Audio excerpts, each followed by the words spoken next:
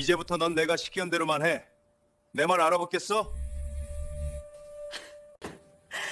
무슨 말 까지 마. 내가 말을 할 때는 가만히 듣고만 있어.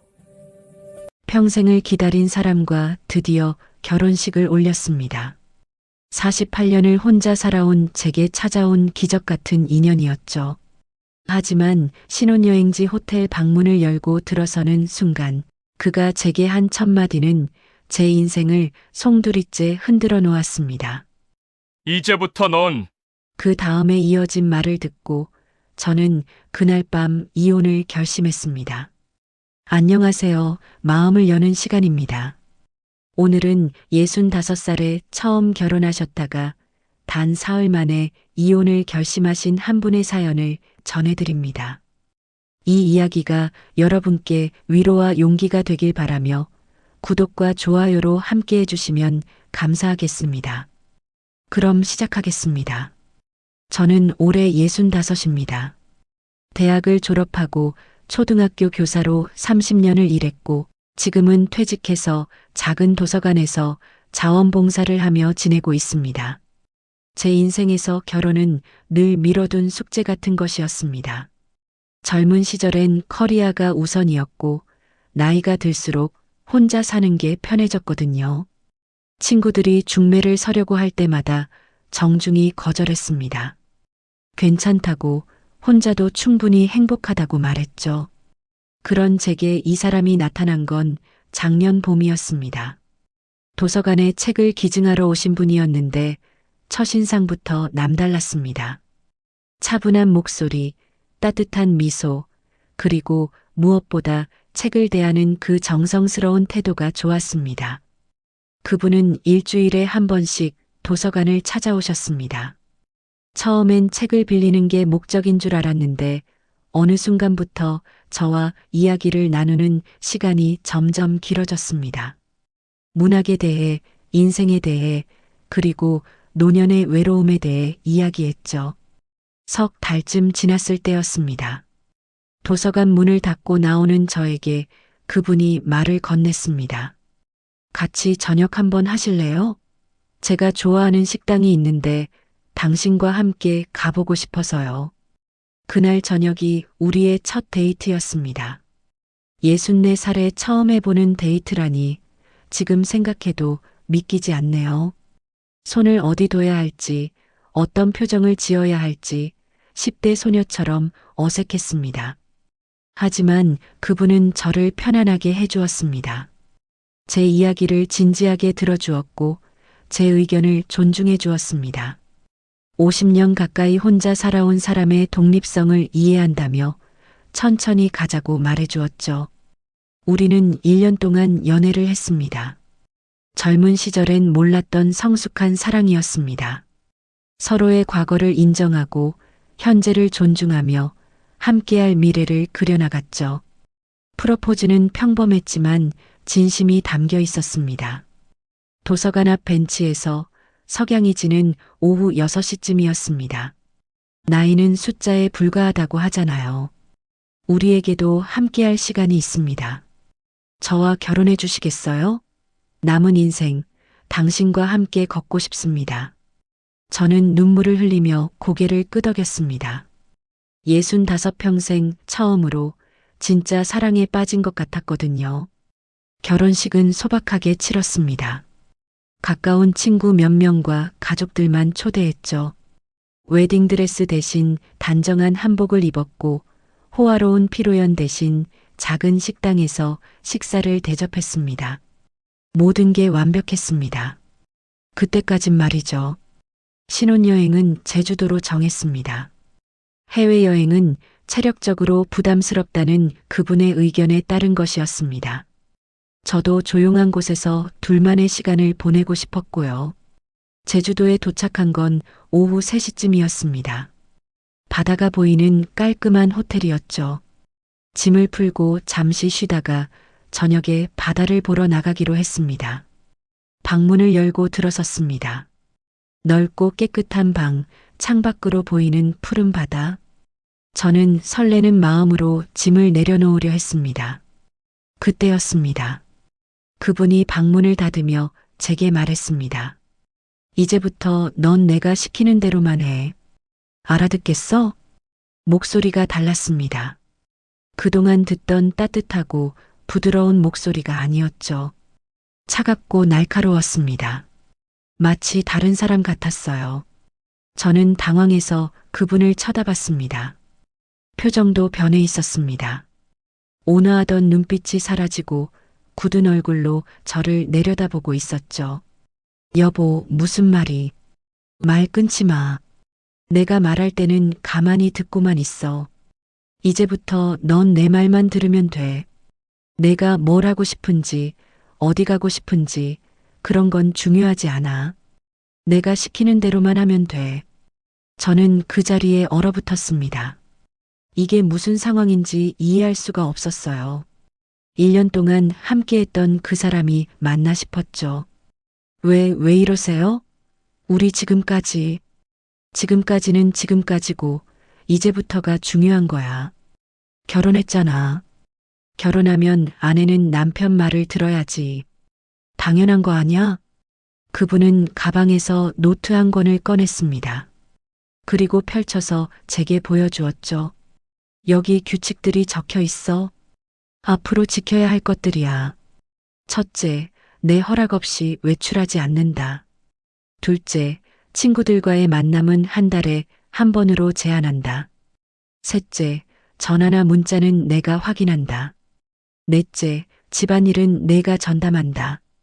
다섯째, 저는 듣다가 손을 들어 그분을 제지했습니다. 심장이 미친 듯이 뛰었고 온몸이 떨렸습니다. 잠깐만요. 이게 무슨 소린가요? 우리가 무슨 관계인데 이런 규칙을. 우리는 부부야. 부부면 아내가 남편을 따라야지. 내가 평생 혼자 살아온 사람이라 그런지 제멋대로인 것 같던데 이제부턴 달라져야 해. 그 순간 제 머릿속이 하얘졌습니다. 분노가 치밀어 올랐고 동시에 깊은 배신감이 밀려왔습니다. 1년 동안 보여줬던 모든 게 거짓이었단 말인가요? 제 독립성을 존중한다던 그 말들은 다 연기였단 건가요? 당신 지금 무슨 말을 하는 건지 알아요? 이건 존중이 아니라 통제예요. 저는 당신의 소유물이 아니에요. 소유물까지는 아니지. 하지만 내 아내잖아. 아내면 남편 말을 들어야지. 나도 남편으로서 책임은 다할 거야. 경제적으로 불편하지 않게 해줄게. 그러니까 넌 좋은 아내가 되는 데만 집중하면 돼. 저는 그 말을 듣는 순간 모든 게 명확해졌습니다. 이 사람은 아내가 필요했던 게 아니라 자신의 말을 들어줄 누군가가 필요했던 거였죠. 나이 든 여자면 외롭고 약할 거라고, 자신의 통제를 순순히 받아들일 거라고 생각했던 겁니다. 저는 가방을 집어들었습니다. 어디가? 집에 가요. 우리 결혼 잘못된 것 같아요. 뭐? 결혼한 지 사흘도 안 됐는데? 신혼여행 중인데? 미쳤어? 아니요, 제정신이에요. 오히려 지금 처음으로 정신이 드는 것 같네요. 저는 방문을 열고 나왔습니다. 복도를 걸으며 눈물이 쏟아졌습니다. 분노의 눈물인지, 슬픔의 눈물인지, 후회의 눈물인지 알 수 없었습니다. 로비로 내려가 다음 항공편을 알아봤습니다. 다행히 그날 저녁 막차가 있었죠. 저는 서울행 비행기표를 끊고 공항으로 향했습니다. 비행기 안에서 창밖을 바라보며 생각했습니다. 왜 눈치채지 못했을까? 1년 동안 단 한 번의 신호도 없었을까? 아니었습니다. 신호는 있었어요. 다만 제가 보고 싶지 않았던 거죠. 데이트할 때 항상 그분이 모든 걸 정했다는 것, 제 의견을 물어볼 때도 결국 자신의 뜻대로 했다는 것, 제 친구들을 만나는 걸 은근히 탐탁지 않아 했다는 것. 저는 사랑에 눈이 멀어 그 모든 것들을 지나쳤습니다. 외로움이 두려워 경고 신호들을 무시했던 거죠. 집에 도착한 건 밤 11시였습니다. 비어있는 집이 그 어느 때보다 편안하게 느껴졌습니다.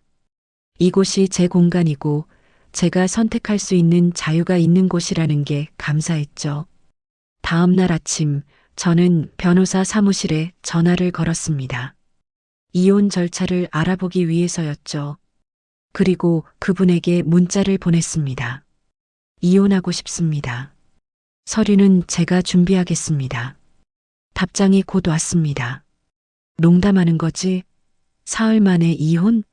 세상 사람들이 뭐라고 하겠어? 세상 사람들은 중요하지 않아요. 저는 제 인생을 살고 싶어요. 당신의 규칙대로 사는 인생이 아니라요.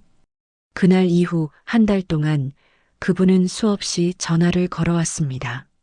처음엔 화를 냈고 그 다음엔 사과했고 마지막엔 애원했죠. 변하겠다고, 다시는 그러지 않겠다고 말했습니다. 하지만 저는 마음을 바꾸지 않았습니다. 왜냐하면 알았거든요. 진짜 문제는 그분의 행동이 아니라 그분이 가진 생각 자체였다는 것을요. 결혼하면 아내는 남편을 따라야 한다는 생각, 나이 든 여자는 외로워서 무엇이든 받아들일 거라는 생각, 사랑이란 이름으로 상대를 통제할 수 있다는 생각. 그런 생각을 가진 사람과 함께하는 건 사랑이 아니라 굴종이었습니다. 협의 이혼 절차는 생각보다 빨리 진행됐습니다. 재산도 거의 없었고 함께 산 시간도 짧았으니까요. 석 달 만에 모든 게 정리됐습니다. 이혼 서류에 도장을 찍던 날 그분이 마지막으로 제게 물었습니다. 후회 안 해? 이제 평생 혼자 살아야 하는데. 저는 웃으며 대답했습니다. 후회는 당신과 결혼한 거예요. 혼자 사는 건 후회가 아니라 선택이에요. 제 선택이요. 그게 우리가 나눈 마지막 대화였습니다. 그로부터 6개월이 지났습니다. 저는 여전히 도서관에서 자원봉사를 하고 친구들과 차를 마시고 혼자 여행을 다니며 살고 있습니다. 가끔 사람들이 물어봅니다. 결혼 실패가 상처로 남지 않냐고, 다시 사랑하고 싶지 않냐고요. 저는 이렇게 대답합니다. 결혼은 실패했지만 저는 실패하지 않았다고요. 오히려 제 자신을 지켜낸 거라고요. 사랑은 상대를 바꾸는 게 아니라 있는 그대로 받아들이는 거라고 배웠습니다. 그리고 진짜 사랑은 자유를 주는 거지 자유를 빼앗는 게 아니라는 것도요. 65살에 결혼하고 65살에 이혼했습니다. 어떤 사람들은 제 인생이 불행하다고 할지 모릅니다. 하지만 저는 지금 그 어느 때보다 행복합니다. 왜냐하면 제가 선택한 삶을 살고 있으니까요. 누군가의 규칙이 아니라 제 마음이 이끄는 대로 살고 있으니까요. 결혼이 인생의 완성이라고 생각하는 분들이 계십니다. 특히 나이가 들수록 외로움이 두렵고 누군가와 함께해야 한다는 압박을 느끼시죠. 하지만 진정한 완성은 누군가와 함께하는 게 아니라 혼자서도 온전한 사람이 되는 겁니다. 외로움이 두려워 잘못된 관계를 받아들이는 건 자신을 배신하는 거예요. 나이는 숫자에 불과하다고들 하지만 저는 나이가 숫자 이상이라고 믿습니다. 나이는 우리가 살아온 시간이고 배운 지혜이고 쌓아온 자존감입니다. 65해를 살아온 제가 배운 가장 큰 교훈은 이겁니다. 어떤 나이에도 어떤 상황에서도 우리는 아니오라고 말할 수 있다는 것. 그리고 그 아니오가 우리 자신을 지키는 가장 강력한 방법이라는 것. 지금 이 이야기를 듣고 계신 분들 중에도 어쩌면 비슷한 상황에 계신 분이 있을지 모릅니다.